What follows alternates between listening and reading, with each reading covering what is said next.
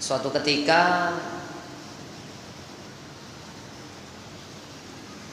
ada satu orang sahabat datang menemui Nabi Shallallahu Alaihi Wasallam ke rumah Aisyah. Datang menemui Nabi ke rumah Aisyah. Maka laki-laki ini pun setelah sampai di rumah Aisyah,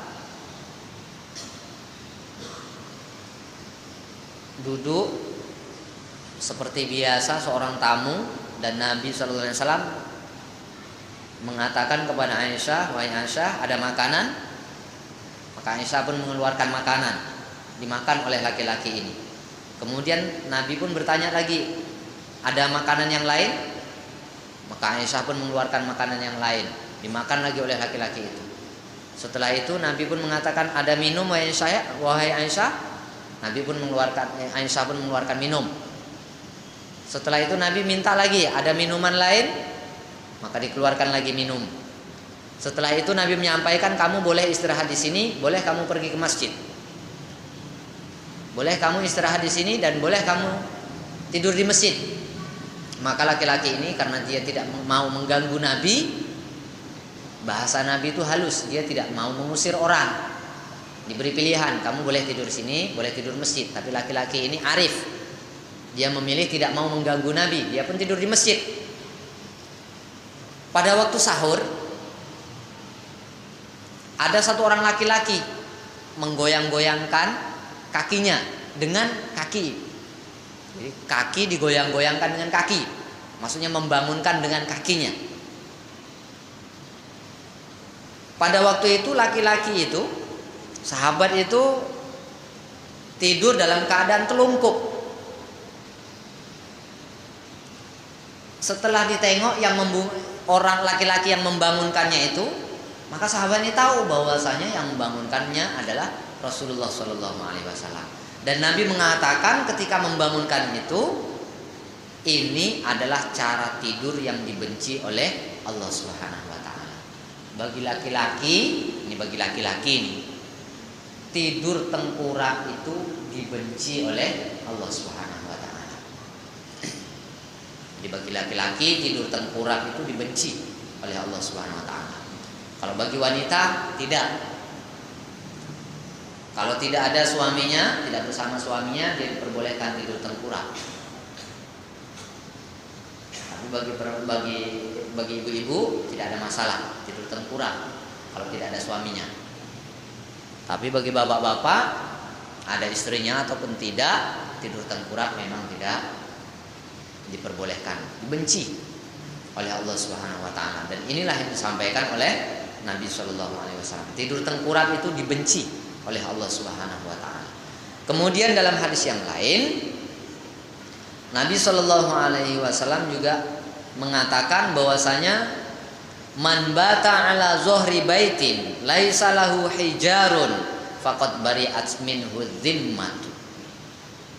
Barang siapa tidur di atas rumah yang di atas rumahnya itu tidak dipasang penghalang, maksudnya tidak beratap, tidurnya itu di langit lepas, di ruangan lepas, tidak ada penghalang. Ya di halaman tidurnya tanpa ada pembatas, mungkin di bawah naungan pohon. Dia tidak punya pembatas di antara langit dan dirinya. Maka Nabi mengatakan bahwasanya tidak ada tanggungan Nabi untuk dia. Maknanya walaupun dia tidur itu pakai adab, umpamanya ya sebelum tidur dia wudu, dia membaca muawwidzatain, dia membaca zikir-zikir sebelum tidur, subhanallah 33, alhamdulillah 33, Allahu akbar 34. Namun amalan-amalan itu tidak bisa membentengi dirinya dari malapetaka yang akan terjadi. Jadi kalau tidur dilepas tanpa ada penghalang antara dia dan langit, maka Nabi SAW tidak menjamin lagi. Jadi kalau ada orang umpamanya saya sudah tidur membaca muawwidzatain, saya sudah tidur membaca ayat kursi, tapi dia terlepas, dia tidur dalam keadaan ruangan terbuka, maka yang seperti itu tetap akan terkena akibat-akibat buruk yang datang pada malam. Jadi tidak bisa menghalanginya. Ini larangan Nabi tidur di alam terbuka. Jadi kalau umpamanya kita mau tidur juga di lapangan umpamanya, ya berikanlah tenda kek ataupun ya di bawah sebatang pohon. Pokoknya tidurnya itu tidak terlentang terus langsung menghadap ke langit.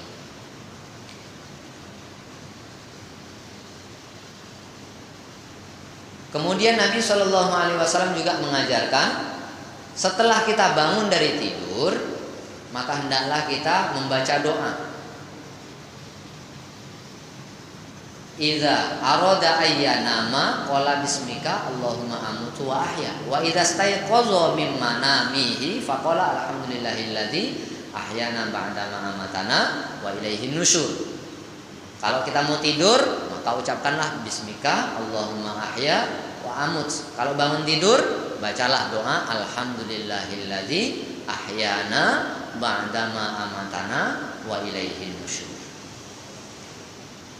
Kemudian setelah kita bangun tidur, tengok ada pula basah. Nah, ini dia.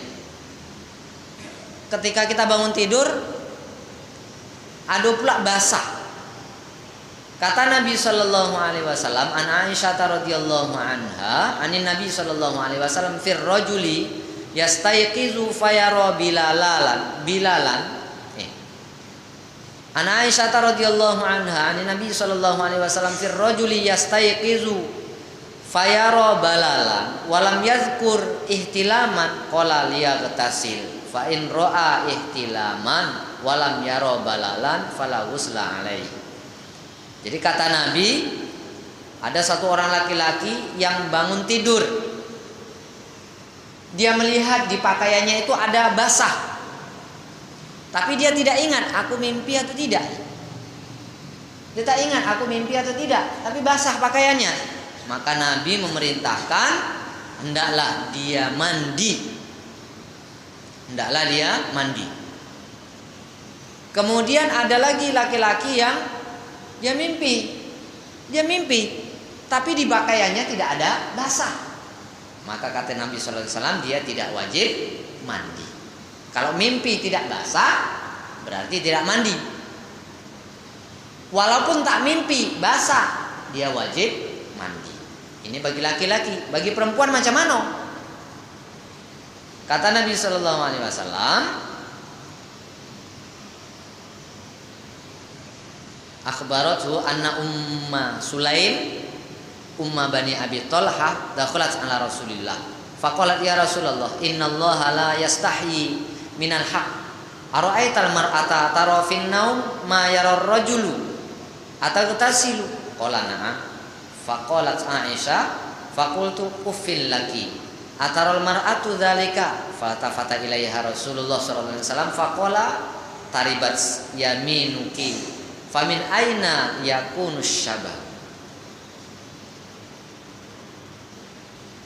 Ummu Sulaim menemui Nabi Shallallahu Alaihi Wasallam, kemudian Ummu Sulaim tanya, ya Rasulullah,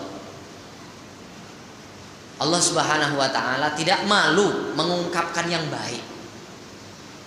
Maknanya kan seorang wanita kadang-kadang dia malu bertanya perkara-perkara yang seperti ini kepada laki-laki.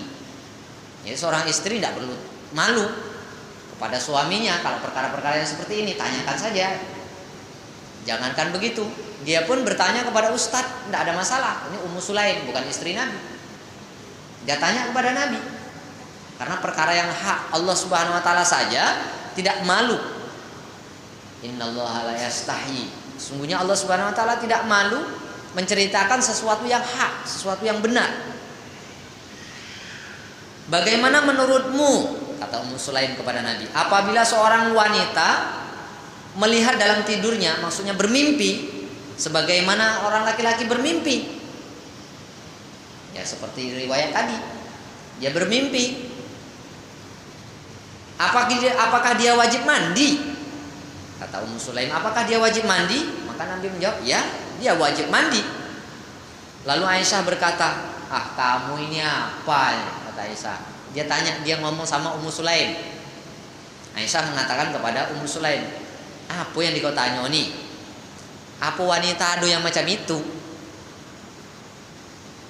Jadi tanda wanita itu tidak bisa melahirkan anak, salah satu tandanya ini dari riwayat ini, dia tidak pernah bermimpi basah,